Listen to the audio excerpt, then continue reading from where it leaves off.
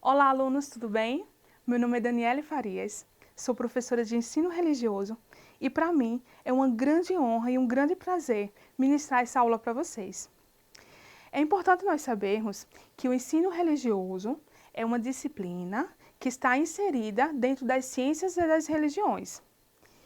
E essa, por sua vez, está dentro das ciências humanas e tem como principal objeto de pesquisa o homem. Todos os seus pensamentos, todos os seus questionamentos, tal como morte, vida, criação do mundo e todos os contextos que envolvem a sociedade. E é importante sabermos também que o ensino religioso, ele trabalha com a diversidade de várias religiões, ou seja, com a diversidade religiosa e combate a intolerância religiosa, tá bom? Hoje o nosso tema é sobre ensinamento das tradições orais, contação de história. Hoje nós teremos uma história. E a nossa aula está direcionada para as turmas de 6º ano, tá bom? Mas antes de entendermos o tema, é necessário que a gente entenda o que é oralidade. O que é oralidade? A oralidade a gente pode entender como sendo uma fala, podemos entender que seja uma linguagem, um diálogo, ou até mesmo uma narração. A narração de uma história, a narração de um conto, tudo isso condiz à questão da oralidade. E é interessante que na antiguidade, quando ainda não existiam os escritos sagrados, como a Bíblia, como o Alcorão, que hoje nós conhecemos nas religiões, as pessoas utilizavam unicamente da oralidade para passar seus conhecimentos, para passar as questões éticas, sociais e os ensinamentos também da família mesmo. E é interessante que muitas religiões hoje, apesar de já terem a Bíblia, de já terem todo o contexto tecnológico, ainda utiliza a oralidade como uma principal ferramenta de transmitir a mensagem. Um exemplo disso são os sermões, as músicas ou até mesmo a oração. É um dos melhores exemplos que a gente pode citar sobre isso. E eu separei aqui para vocês alguns exemplos para que a gente possa trabalhar essa questão da oralidade dentro do contexto religioso. Vamos começar pelos mitos da mitologia grega. Vou fazer uma pergunta para vocês. Quem nunca ouviu falar sobre Zeus, Poseidon, Hades, não é mesmo? É interessante a gente saber que o mito, ele surgiu na tentativa de explicar o que era desconhecido. As pessoas naquela época não tinham o que hoje nós temos, a ciência, para explicar as coisas. Então elas recorriam ao quê? Ao sagrado, ao divino, para tentar explicar isso. Então surgiram os mitos, as histórias, essas histórias fabulosas que a gente conhece dos deuses da Grécia. E os mitos, eles fazem parte da cultura e da religião de todos os povos, ou seja, é praticamente a origem de todos os povos. E existia naquela época o que eles chamavam de rapsódio, que eram justamente as pessoas que eles eram responsáveis para narrar os mitos, ou seja, as pessoas se agrupavam em círculos, as pessoas se juntavam para ouvir aquelas grandes histórias magníficas dos grandes deuses. E essas pessoas, que eram os rapsódios, eles eram assim, como que escolhidos por Deus, pelos deuses, para narrar essas histórias. E é interessante que ninguém sequer ousava negar, ninguém ousava sequer desafiar, desacreditar da história desses homens.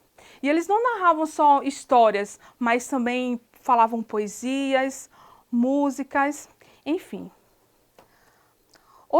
Uma religião bem importante que a gente pode falar sobre a questão da oralidade, que utiliza a oralidade como principal ferramenta de repassar seus conhecimentos, são os indígenas. Se você vê, você independente da tribo, independente da religião, da região, você desconhece livros, que eles tenham livros sagrados para repassar seus conhecimentos. Toda a sua forma de passar a sua cultura, os seus ritos, as suas danças, é através da oralidade. E quem passa esses conhecimentos são justamente os pajés. Eles que são as pessoas responsáveis para passar esse conhecimento e geralmente vai de geração em geração até os dias de hoje.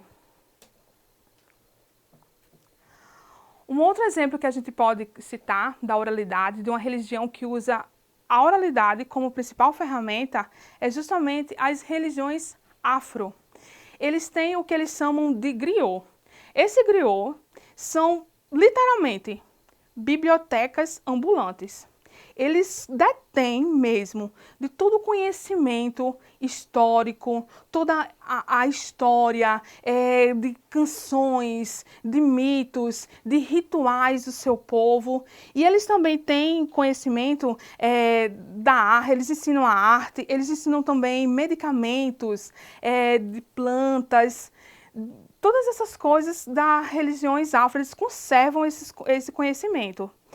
E na época da escravidão, eles eram tão sábios, eles eram considerados pessoas tão sábias, que eles serviam também para aconselhar os membros das famílias reais. Pronto. Um outro exemplo que a gente pode citar é o cristianismo. Aí você pode dizer, mas professora, o cristianismo, ele não tem Bíblia? Mas é interessante sabermos que quando Cristo estava na Terra, ele veio trazer um novo evangelho, uma nova mensagem. E para essa mensagem, ele não utilizou nenhum escrito sagrado, apesar deles sempre manter, deles ensinar através das leis daquela época. Mas ele não usou, ou seja, na verdade, Cristo ele não deixou sequer nenhum registro de nada escrito. Ele usava unicamente da mensagem, da palavra, da oralidade. E é interessante que onde ele estava, a multidão o cercava, o seguia. E um dos grandes exemplos que a gente pode citar são justamente as parábolas que ele usava para fazer os ensinamentos, os seus sermões.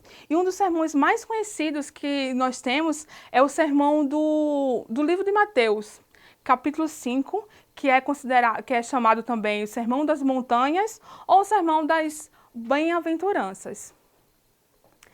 E eu trouxe para vocês hoje uma linda história. Essa história eu aprendi quando criança, quando a minha mãe queria trabalhar, nos ensinar a questão da obediência. E é uma história que eu conservo no meu coração com muito prazer e eu gostaria de repassar essa história para vocês.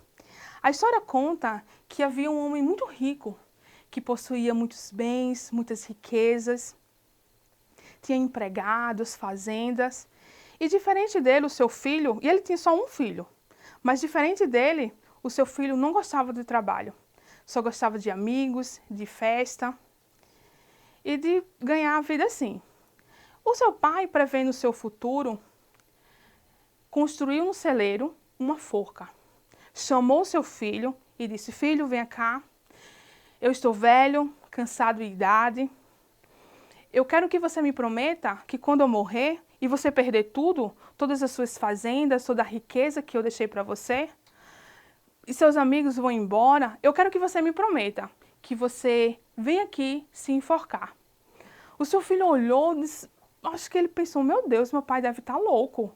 Mas para não contrariar seu pai, aceitou. Tudo bem, pai, eu prometo que eu venho me enforcar. E, infelizmente, tudo aquilo que o pai dele tinha previsto aconteceu. Ele perdeu a fazenda, ele perdeu as riquezas, ele perdeu tudo que possuía, e principalmente seus amigos. E quando ele, ao longe, triste, olhou para o celeiro, lembrou das palavras de seu pai. Ele disse, poxa, não alegrei o meu pai quando em vida, pelo menos essa última coisa eu vou fazer. Quando ele chegou lá, tinha uma placa que dizia, para você nunca esquecer das palavras de seu pai. Ele foi, colocou a forca no seu pescoço, por algum momento sentiu ela apertar na sua garganta. Mas o braço da forca era oco. E o que aconteceu? Caiu joias, esmeraldas, diamantes, muita riqueza e muito dinheiro. E junto com todas essas joias, tinha uma carta que dizia: para você nunca esquecer das palavras de seu pai. Essa é a sua segunda chance. Teu pai, eu te amo muito. É interessante que minha mãe falava sobre essa história e ela dizia que esse jovem, ele teve uma segunda chance. Mas muitas vezes, quando nós não obedecemos, quando nós não honramos a nossa família, nós nem sempre teremos essa segunda chance. Então, é para vocês refletirem sobre isso.